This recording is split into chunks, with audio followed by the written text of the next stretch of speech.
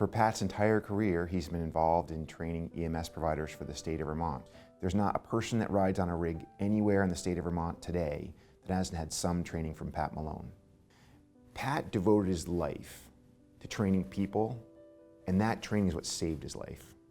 It was the last day of exams here at UVM, and that evening I had to teach a recertification class, and I remember complaining to my partner that I didn't feel like doing it. I felt like coming home, and she wanted me to come home, and I said, oh, I just have to get this thing over with. That's all I remember, really.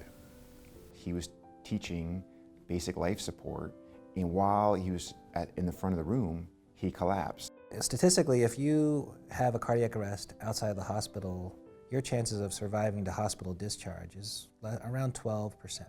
He had a widowmaker. He had, the one that kills you if you're not getting good pre-hospital care and get to a hospital quickly. UVM Rescue came with 3 crew members, and I had a hand in the training of all 3 of them. And the Burlington Fire Department sent Engine 3 as first responders, and I had a role in their training. And it just continued that way right to some of the people at the Cardiac Rehabilitation Center. Because we're a teaching hospital, because of the concentration of resources that we have here, there are things that we can do with high quality that if we didn't have a teaching institution, you would not be able to get elsewhere. It's a very integrated system, it's a protocol, and it can be done rapidly. And that's really the key to high quality care at a place like UVM. It's made me more aware of everything, certainly more appreciative of everything. And in some respects, it has validated my life's work.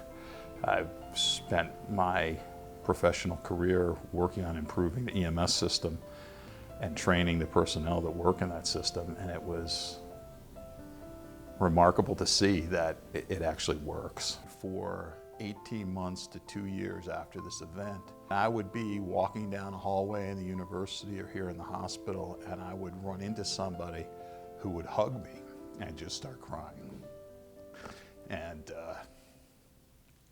I didn't even know